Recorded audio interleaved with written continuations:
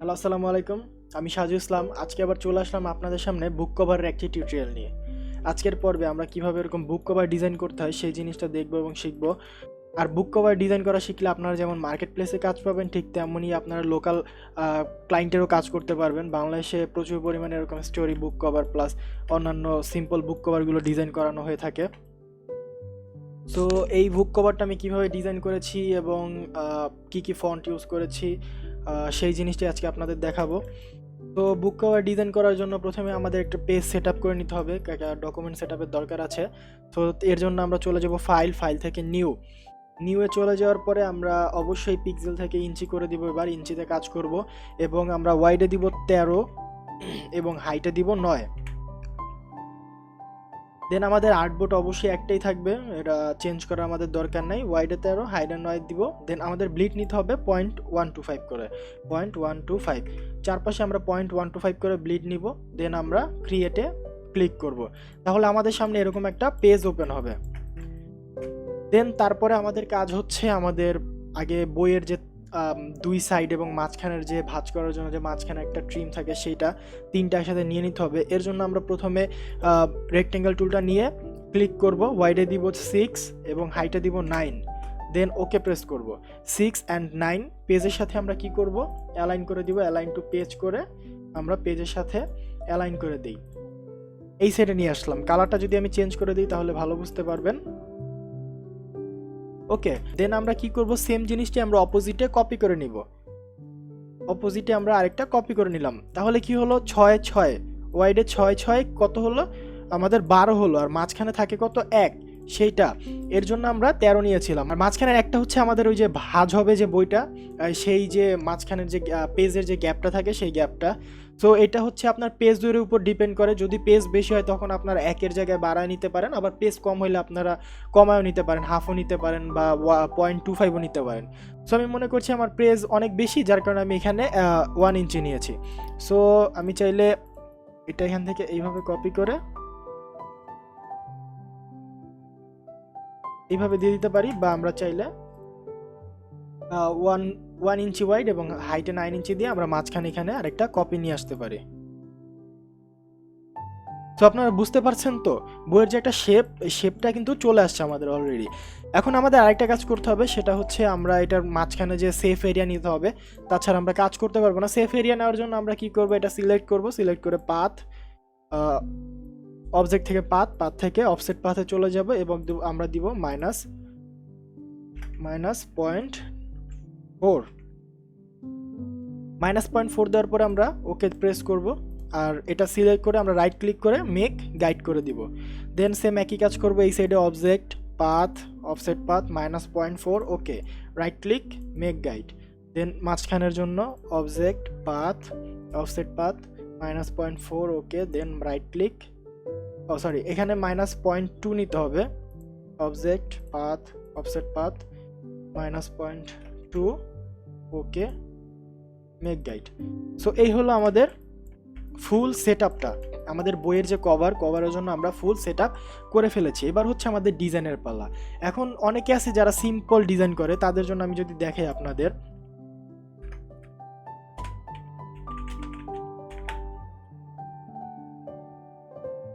অনেকে দেখা যায় কি এরকম নাম টাম দিয়ে জাস্ট শেপ নিয়ে সিম্পল ডিজাইন করে।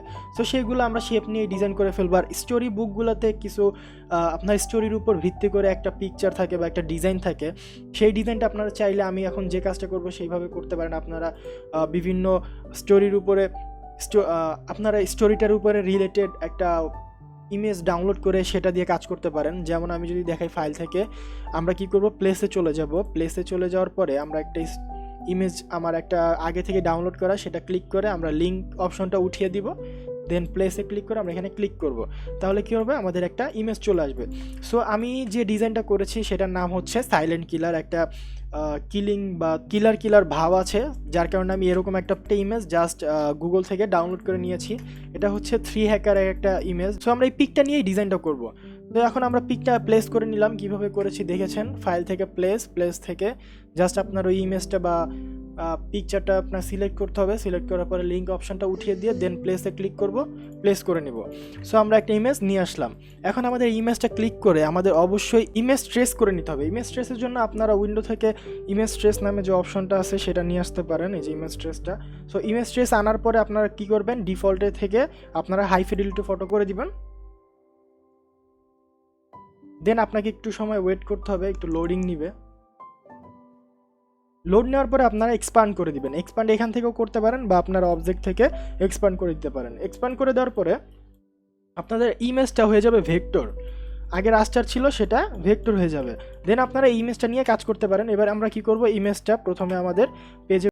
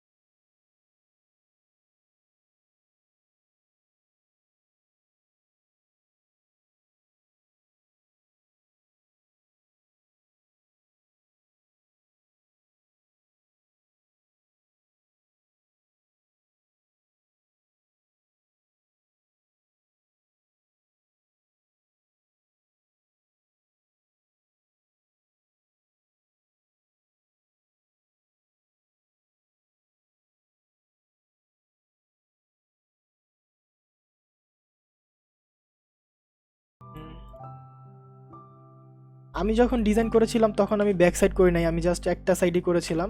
সো আপনাদের দেখানোর জন্য আমি এখন সব সাইডই করে দেখাচ্ছি। সো ব্যাক সাইডে নিলাম, নেয়ার পরে আমরা এই যে ইমেজটা আছে আমরা সেটাই আবার এই সাইডে আমরা কপি করে নিয়ে আসি।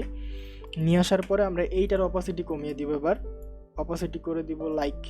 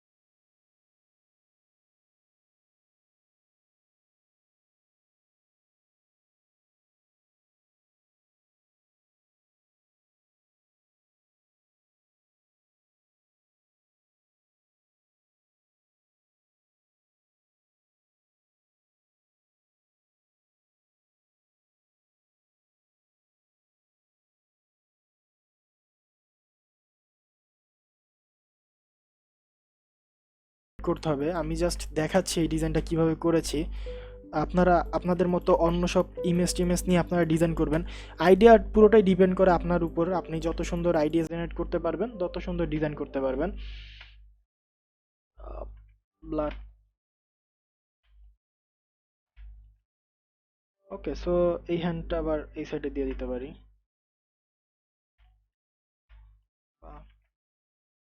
এখানে ব্লাডগুলো এই সাইডে নিয়ে আসি, হাত উপরে থাক, ব্লাডগুলো আমরা এখানে দিয়ে দিই। ওকে, সো আমরা কি করলাম, ফ্রন্ট সাইড মোটামুটি আমাদের ডিজাইন করা শেষ। সাইলেন্ট কিলার, একটা মার্ডারের উপরে বা কিলারের উপরে বইটা লেখা আর কি, এরকম বোঝানো যাচ্ছে। দেন আমরা কি করব, আমরা আবার সাইলেন্ট কিলার ওয়ার্ডটা লিখে নিব, একসাথে লিখবো এবার SILENT KILLER। সাইলেন্ট কিলার ওয়ার্ডটা লিখে নিলাম। সাইলেন্ট কিলার ওয়ার্ডটা আমরা এইভাবে রোটেট করব 90 ডিগ্রি ওয়াইজ।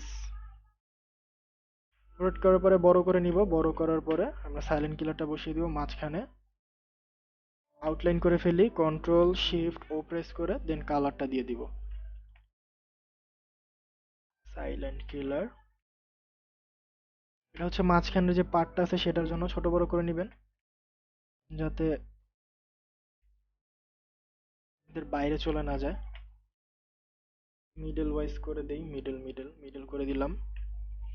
দেন আমরা চাইলে ব্লাডের কিছু স্যাম্পল দিয়ে দিতে পারি, এই সাইডটাও দিলাম, এই সাইডটাও দিলাম। বা একটা কাজ করতে পারি, এই সাইডে ব্লাড থাক, একটা হাত নিয়ে আমরা এই সাইডে বসাই ছোট করি।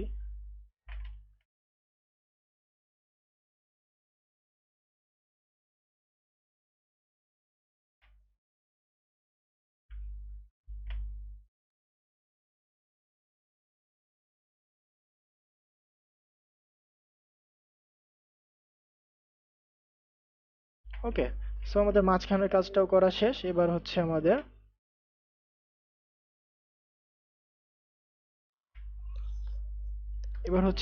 ব্যাক ব্যাক সাইডের কাজ। ব্যাক সাইডে মূলত আপনার বই সম্পর্কে কিছু লেখা থাকে, লেখক সম্পর্কে কিছু লেখা থাকতে পারে, অ্যাড্রেস থাকতে পারে। সো এর জন্য আমরা জাস্ট ডেমো টেক্সট হিসেবে আমরা এরকম একটা বক্স দিয়ে দিতে পারি। সরি, এটা পেন টেক্সট টুল দিয়ে করতে হবে, টাইপ টুল দিয়ে।